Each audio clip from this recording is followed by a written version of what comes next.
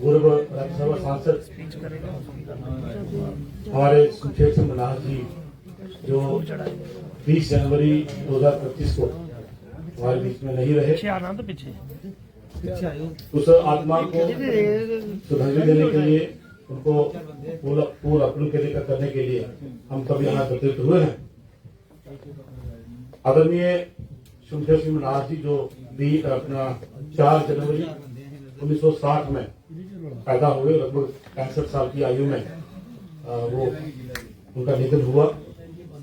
एक किसान परिवार में पैदा हुए और पोस्ट ग्रेजुएशन करने के बाद गांव में रहते थे। उसके बाद भी अच्छी पढ़ाई की। शुरुआत में संघ के कार्यकर्ता के रूप में, एक प्रचारक के रूप में समाज की सेवा की। उसके बाद भारतीय जनता पार्टी के भारतीय जनता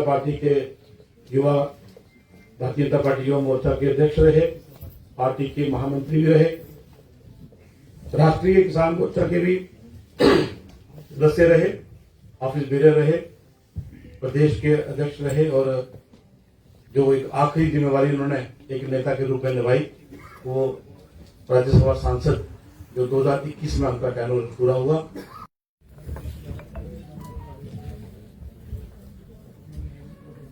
आप लोग देख रहे हैं और मैं हूं साक्षी सानी। शमशेर सिंह मन्हास जी, शमशेर सिंह मन्हास जी, शमशेर सिंह मन्हास जी, भारत माता की जय, भारत माता की जय। इंडियन ट्रिब्यून के माध्यम से ये रात में आप देख सकते हैं कि भारतीय जनता पार्टी के प्रदेश अध्यक्ष को उनके साथ जितने भी कार्यकर्ता हैं, एमएलए मंत्रीगण हैं, एमएलए कार्यकर्ता, राष्ट्रीय अध्यक्ष पाल शर्मा जी, श्यामलाल जी, कविंद्र गुप्ता जी, जो जितने भी ये लोग हैं सभी आज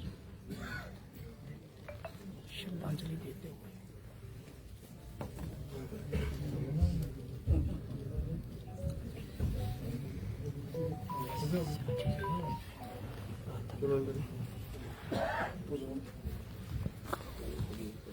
साथ में आप देख सकते हैं कि भारतीय जनता पार्टी के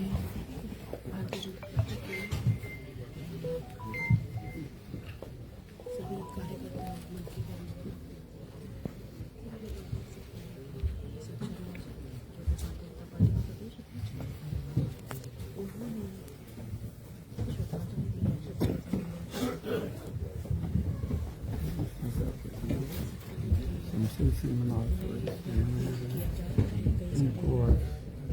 अंत में सब लोग श्रद्धांजलि के अंत में सब लोग आके बारी बारी यहाँ श्रद्धांजलि देंगे। मैं निवेदन करूंगा बहन पूर्णिमा जी।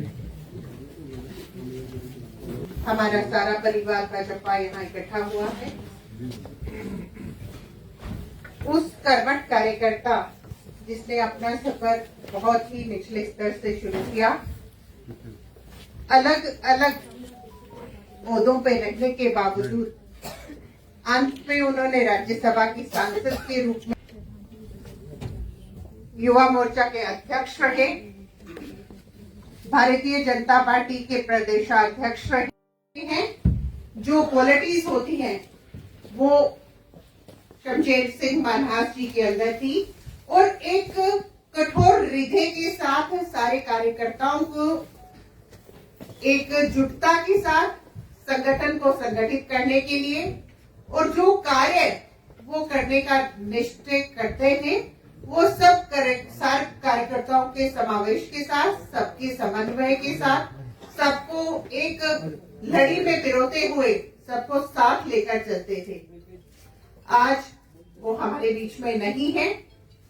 ऐसे उनके जीवन से हमें प्रेरणा लेते हुए जिस कर्मठता के साथ, जिस निष्ठावान के साथ उन्होंने हमारे संगठन के प्रति प्रेरित होकर उन्होंने कार्यरत रहे, उनसे हमें प्रेरणा लेते हुए अपने जीवन में उस प्रेरणा को उतारते हुए हमें संगठन के प्रति, अपने जीवन के प्रति निष्ठावान रहना चाहिए और संगठन संगठन को संगठित करने का जो लक्ष्य हमेशा उनका रहा है, उससे प्रेरणादायक होते हुए उनके चरणों में आज हम नतमस्तक होकर श्रद्धांजलि अर्पित कर रहे हैं।